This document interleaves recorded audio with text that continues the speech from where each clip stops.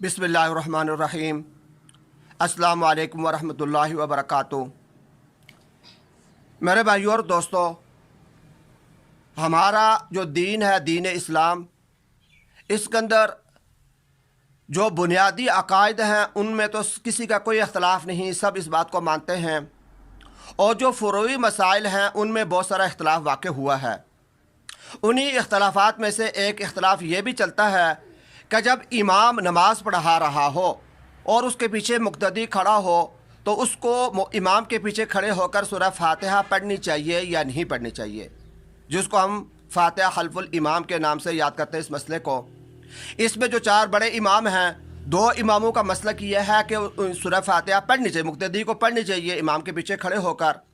और जो दो इमाम हैं वो इस बात के कायल नहीं हैं, वो ये फरमाते हैं कि इमाम के पीछे खड़े होकर सूरह फातिहा नहीं पढ़नी चाहिए। हमारे इमाम आज़म अबू हनीफा रहमतुल्लाह अलैह का भी यही मसलक है। एक जगह एक वाक़या लिखा हुआ है कि इमाम साहब रहमतुल्लाह अलैह के दौर के अंदर कुछ लोग इस बात का मुनाजरा करने के लिए इमाम साहब के पास तशरीफ़ लाए कि फातिहा खल्फुल इमाम, इमाम के पीछे सूरह फातिहा पढ़नी चाहिए या नहीं। उनका मसलक ये था कि पढ़नी चाहिए, और वो दलाल देने के लिए, इमाम साहब से बहस करने के लिए इनके पास तशरीफ़ लाए। वो एक जमात थी। इमाम साहब रहमतुल्लाह अलैह के पास जब वो लोग पहुँचे और बातचीत शुरू की तो वो मुख्तलिफ़ हजरात जो थे वो मुख्तलिफ बोलने लगे, कोई एक बोलता कोई दूसरा बोलता। इमाम साहब रहमतुल्लाह ने फरमाया कि पहले यूँ कर लो कि तुम्हारी एक जमात है, अगर तुम सब बोलोगे तो सबके जवाबात देना मुश्किल हो जाएगा।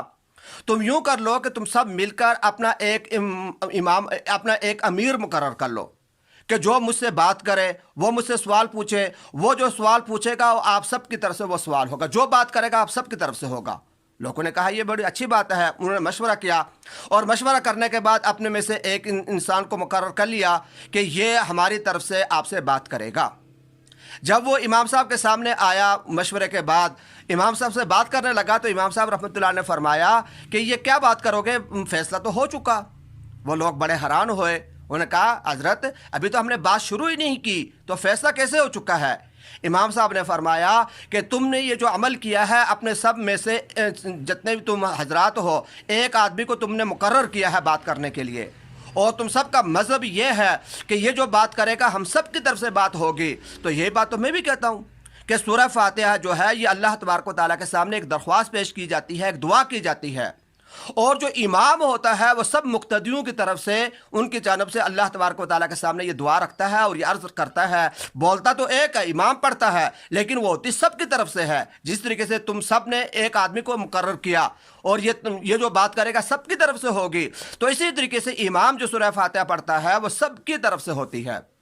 तो इमाम साहब के इस जवाब को सुनकर वो लोग कोई भी बात ना कर सके, और इमाम साहब ने ये अकली तौर पर, ये जो जवाब है ये अकली है, नकली दलाल भी मौजूद है फ़िक़्ह हनफ़ी के अंदर आइमा के पास कि वो किस तरीके से सूरह फातिहा पढ़नी चाहिए नहीं पढ़नी चाहिए। अहादीस भी आती हैं और कुरानी आयात भी इसके मौजू के ऊपर पेश की जाती हैं। लेकिन इमाम साहब रहमतुल्लाह अलैह ने ये जो दलील दी थी ये एक अकली दलील थी और अपने अकल के साथ उन लोगों को खामोश कर दिया था।